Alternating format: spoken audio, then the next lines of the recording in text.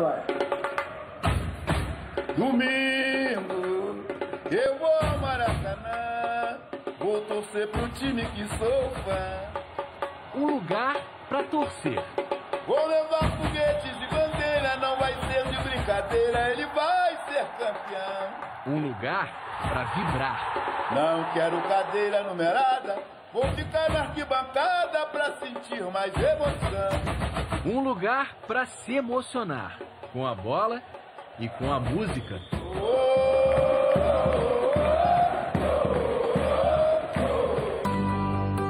55 canções já foram inspiradas pelo grande palco brasileiro. A mais famosa não nasceu na arquibancada, mas num assento de ônibus. Eu fiz essa música sentado no ônibus da Praça Mauá, Nova Iguaçu, em 35, 40 minutos. Hoje o mundo conhece. E depois de explodir na final do Brasileirão de 80, entre Flamengo e Atlético Mineiro, a música mudou a vida do Neguinho da Beija-Flor. Essa música foi o pontapé inicial para que a gente tivesse, assim, hoje na carreira aí, 36 álbuns gravados. Poderia ser também, né? Neguinho do Maracanã. Por quê? É o Neguinho, aquele domingo.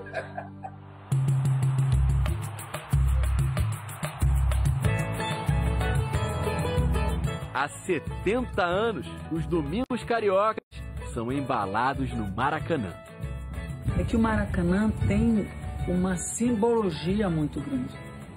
Os grandes times do Brasil, as grandes vitórias, todo mundo sempre teve pelo Maracanã uma paixão, uma ideia de ser um lugar abençoado, de ser um lugar diferenciado. E não há nenhum outro estádio no Brasil, e são pouquíssimos os estádios pelo mundo afora que tem esse carisma. Foi muito importante na minha vida eu ter o Maracanã. Um palco, né? Um estádio maravilhoso. O Maracanã entrou de vez na vida do Rivelino quando trocou o Corinthians pelo Fluminense nos anos 70. Era a casa da máquina tricolor. Bicampeã carioca. E se aquele Fluminense pudesse ser resumido num lance, bem que poderia ser esse. Um drible, aquele drible no Alci, no Vasco, jogando pelo Fluminense, que realmente marcou muito. Foi um dos gols mais bonitos que eu fiz na minha vida. O Maracanã era a casa de espetáculos do futebol e também da fé. Em 1980, o estádio recebeu a primeira visita do Papa João Paulo II. E um canto que apareceu ali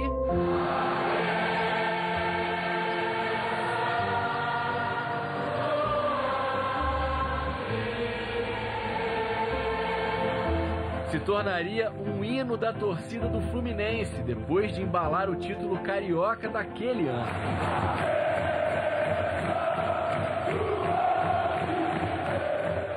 Mas com o tempo, o Maracanã se tornou palco de outros astros. Também em 80, os olhos azuis de Frank Sinatra viram algo inédito para ele. I want to be a part of it. 180 mil pessoas que vieram ouvir os clássicos.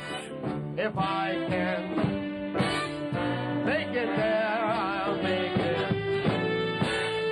Anywhere it's up to you. New York. O Maracanã me ajudou. Eu fiz uma maquete gigante do Maracanã, levei para Los Angeles com ele, Sinatra no meio. E aquilo desafiou ele. Ele não vinha mais por dinheiro, por nada. Era o desafio de cantar para uma plateia que eu dizia que ia ser de mais de 100 mil pessoas. Ele dizia que era impossível. O que para Frank Sinatra era impossível, para o Roberto Dinamite era comum, desde cedo. Eu iniciei na equipe principal do Vasco no Maracanã, com 17 para 18 anos. E no primeiro jogo, virou manchete. Nesse primeiro jogo do Maracanã surgiu, seria o apelido Dinamite. Eu fiz um gol contra o Inter, no chute forte fora da área.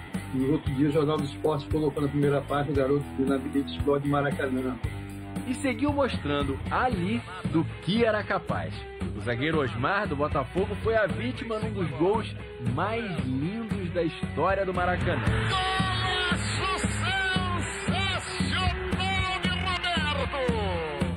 Depois de dominar a bola do peito, dei um lençol e fiz o gol, finalizei de uma forma muito especial.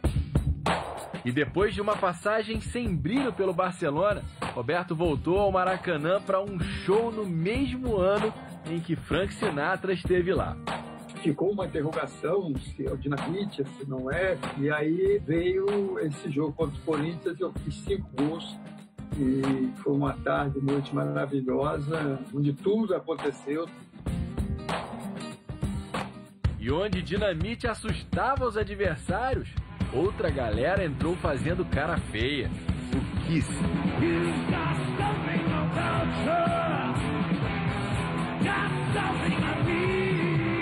A histórica apresentação do Maracanã em 83 é até hoje a maior da história da banda. As roletas registraram 180 mil pessoas, mas 2 portões foram arrombados e os roqueiros passaram de 200 mil. Um ano em que o Maracanã, além de palco, se tornaria uma quadra. O jogo em 83 contra a União Soviética no Maracanã foi algo inesquecível. Um encontro grandioso que se tornou o maior público para um jogo de vôlei em todos os tempos. 95 mil pessoas foram ver uma geração inesquecível.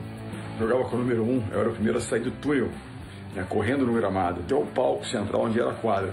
Confesso que as pernas tremendo, quase pensei que eu não ia chegar lá. E também não estava fácil ficar em pé por causa da chuva. Os soviéticos lá, os russos, também ajudando a pegar os tapetes para poder forrar um pouco aquele tablado, estava muito escorregadio, e o jogo rolando, e as pessoas vibrando na arquibancada. E comemorando a vitória brasileira por 3-1. Essa turma toda encantou e realmente mostrou que o voleibol era muito mais do que apenas um pequeno esporte em escolas, clubes fechados, mas era uma coisa que se tornou realmente uma paixão nacional. Aquele ano de 83 seria mais um numa rotina de títulos da grande geração do Flamengo. Depois de Libertadores, Mundial, o tricampeonato brasileiro. Mais uma vez, Zico era campeão no estádio que aprendeu a amar ainda garoto, quando viu uma imagem que nunca esqueceu. Tinha o 6º andar, abre a porta do elevador, aquele Maracanã lindo, preto, vermelho. Tinha vezes jogos, lógico, principalmente do Flamengo, que eu chegava aqui mais cedo no Maracanã, mas descia, aí quando chegava perto de começar o jogo, eu pegava o elevador para ver, só para ver aquela imagem, quando a porta do elevador abria, a gente vê aquela imagem. E quantas vezes ele fez aquela multidão feliz? Para ser mais preciso, 334 vezes. O número que faz dele o maior artilheiro do Maracanã. O Maracanã coincide com a minha vida, né? Pela paixão pelo futebol, como torcedor, depois como atleta. Onde sorriu e sofreu. Violência volta a anular o bom futebol, como nessa entrada do lateral Márcio do Bangu nas 2 pernas de Zico. No ano seguinte, recuperado da lesão, entrava em campo para o único jogo oficial com Sócrates no Flamengo. Um Fla-Flu, mas não foi isso que ficou na cabeça. Quando eu entrei no Maracanã, nós entramos no campo, não teve vaia, teve uma coisa direcionada a mim, bichado. Eu falei, hoje eu tenho que fazer tudo. E fez. Olha o Zico de cabeça, gol! Drible para um lado para o outro, aí gol de cabeça, gol de falta, gol de pênalti. Fez 3 gols na goleada do Flamengo por 4-1. 4 gols, todo mundo indo embora. E numa história de tantas conquistas no Maracanã, para ele, o momento mais doce foi no último título brasileiro, na decisão da Copa União de 87. Estava machucado, joguei os últimos 4 jogos da semifinal e final já sabendo que tinha que operar o joelho de novo. E logo que o jogo acabou... A torcida campeão é campeão, de repente eles parou e começaram a gritar meu nome. E aí eu voltei, e aí, dei a volta olímpica e tal. Então esse dia para mim foi o dia de maior consagração, do reconhecimento da torcida pelo esforço que eu fiz de poder, machucado, ter jogado aqueles jogos e a gente ter sido campeão. O Maracanã, que consagrou o Zico, então o maior estádio do mundo, seria o palco grandioso suficiente para receber o primeiro show de Paul McCartney na América do Sul, em 90. E só só a mistura de um Beatle com um estádio tão grande para quebrar o recorde mundial de público num show solo. 184 mil pessoas.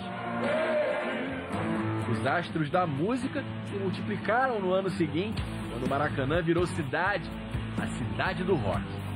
E entrar lá para tocar com Guns N' Roses, com o Megadeth, né, Judas Priest, uma das maiores bandas para mim, né? Juntou tudo, né? Minhas duas grandes paixões, o futebol com a música, com a minha banda, o Sepultura fazendo um primeiro grande festival no mundo, né? O primeiro grande festival do Sepultura foi o segundo Rock in Rio.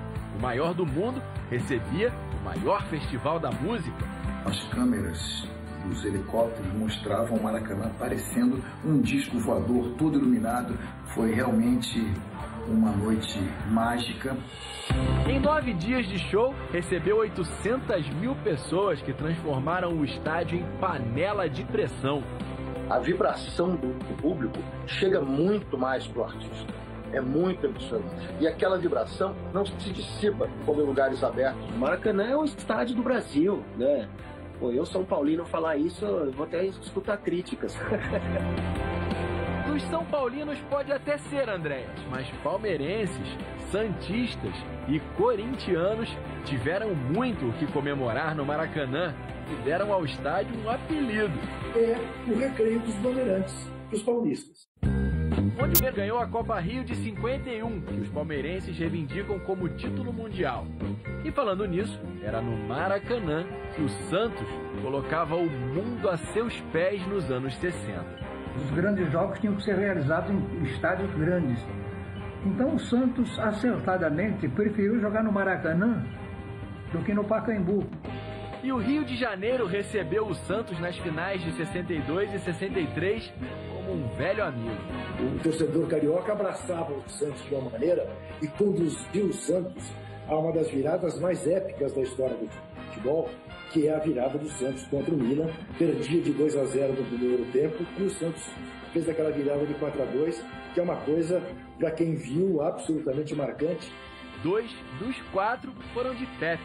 Foi a noite mais feliz na minha carreira de futebolista. Um palco de Pepe, mas acima de tudo, o palco do rei do futebol tinha de ser o cartão de visitas do futebol brasileiro. E era. Foram 97 jogos no Maracanã, 69 gols, incluindo aquele. Caminhou Pelé, apontou.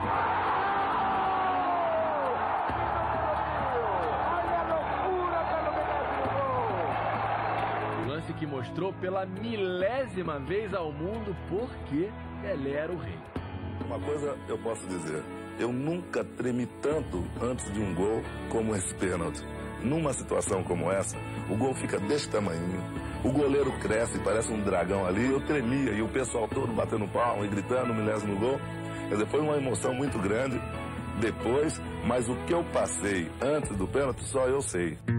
O Santos ganhou 8 títulos no Maracanã. O que Pelé fazia nos campos parecia coisa de herói do cinema. E o Maracanã para ele também foi cenário de filme. Os Trapalhões e o Rei do Futebol. A cena final foi gravada no estádio, uma preliminar de Flamengo e Vasco. Deram 20 minutos de chance pra gente. Quando nós entramos ali com o Pelé, aquilo desabou. Foi uma alegria tão grande. Eu me senti emocionado. Eu não pisava no chão, parecia que eu estava flutuando de alegria com aquela gente toda torcendo pra gente. Na ficção, Cardial, personagem do Renato Aragão, era o artilheiro do time, capaz de bater um escanteio e correr para a área para fazer o gol de cabeça.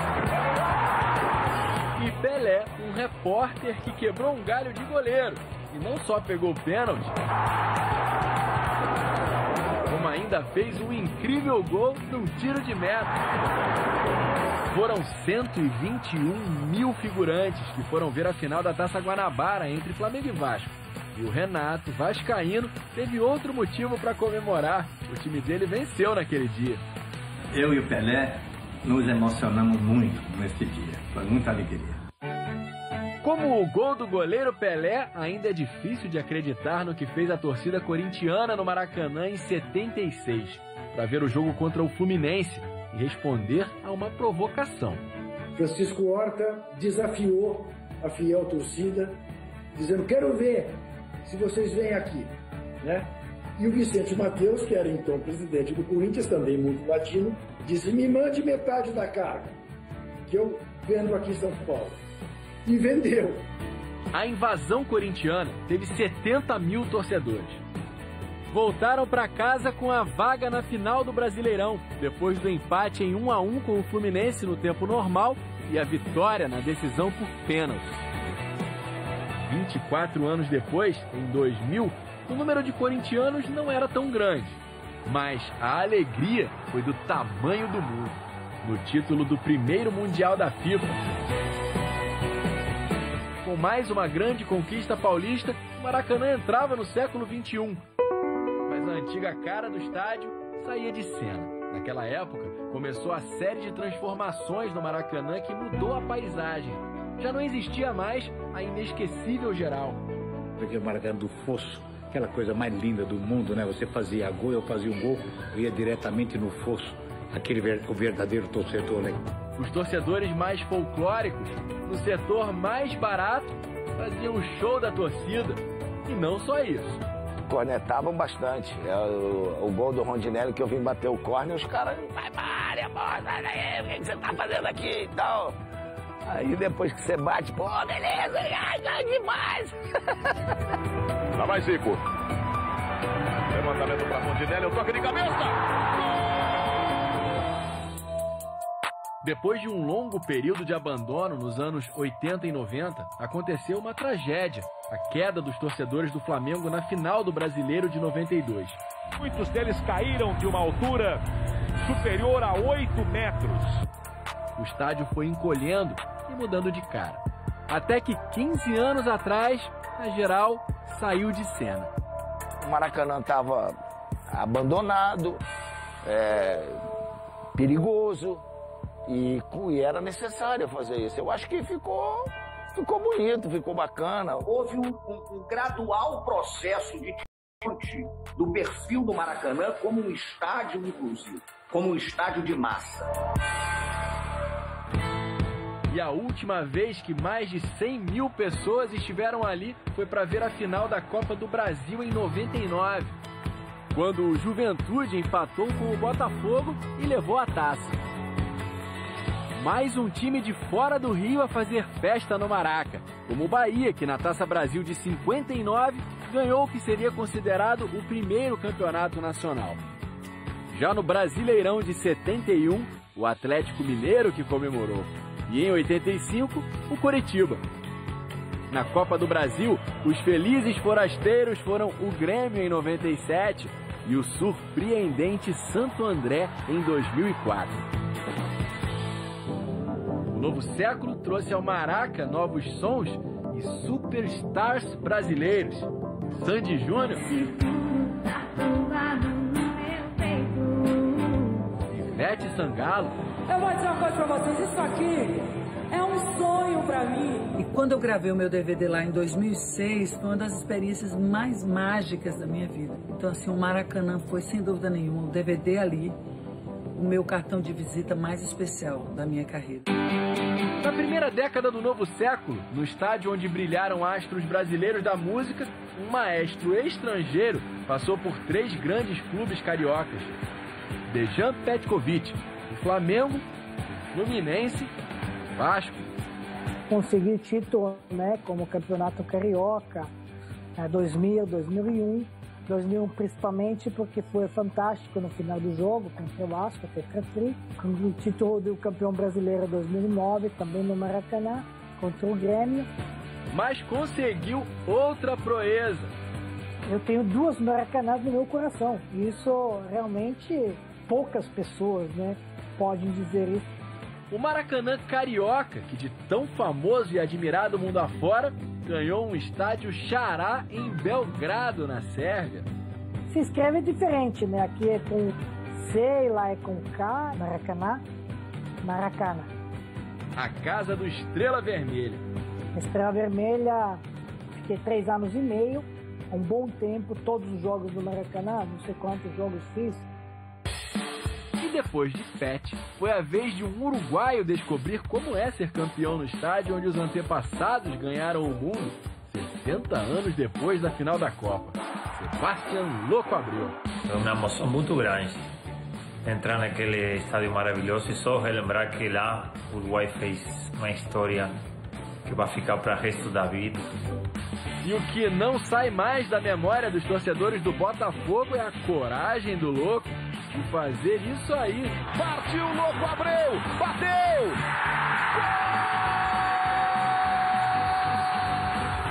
Logo numa final, o título da Taça Rio, segundo turno, deu ao Botafogo o Campeonato Carioca de forma antecipada. Fazer um gol na final, entrar na história do Maracanã com um gol decisivo, com um título importante para o Botafogo. E além disso, fazer o gol e ver as arquibancadas de cor celeste. Era a vez do Louco no Maraca de tantos alvinegros espetaculares. O maior de todos, o inesquecível Mané. Foi aqui que ele teve aquela que muitos consideram a última grande apresentação do gênio das pernas tortas. Com 2 dos 3 gols que o time fez no Flamengo na final do Carioca de 62. A alegria do povo, que vinha do campo, mas também chegava do céu. Durante décadas, uma vez por ano, o Maracanã foi a maior casa de festa infantil do mundo para ver a chegada do Papai Noel. Aquelas crianças que às vezes eram muito pequenas para ir ao jogo de futebol propriamente dito, elas começaram a estabelecer uma relação de afeto com o Maracanã a partir da chegada do Papai Noel. Nessa festa, craques da bola eram coadjuvantes ilustres que voltavam a ser crianças. Tinha uma disputa de pênalti também, um negócio bem legal.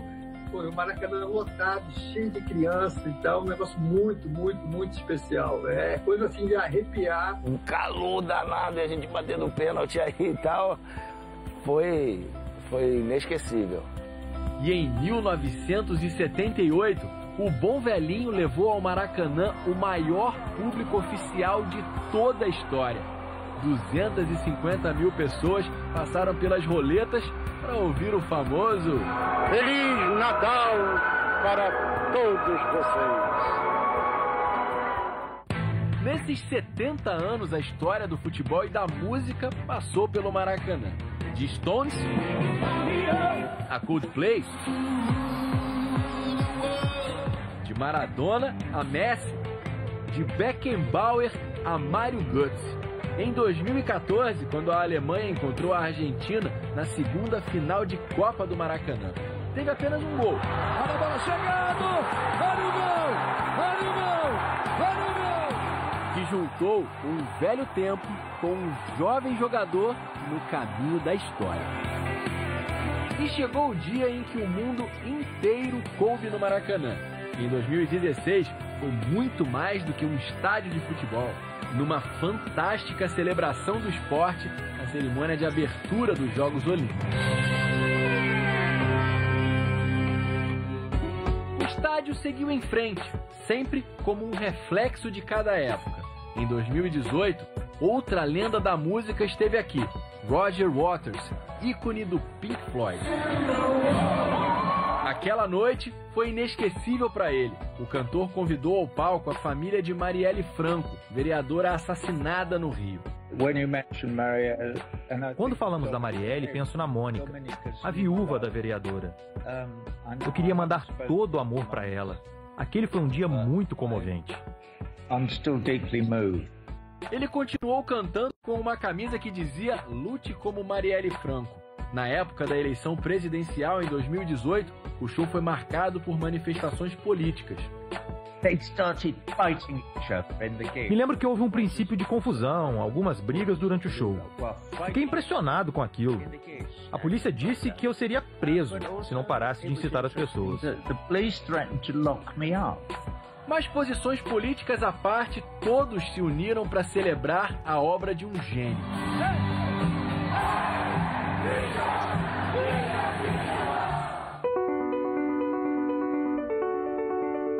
Nesse setentão Maracanã, um estádio que é como uma enorme cartola de mágico, de onde saem truques, alegrias, surpresas e jamais perde o encanto.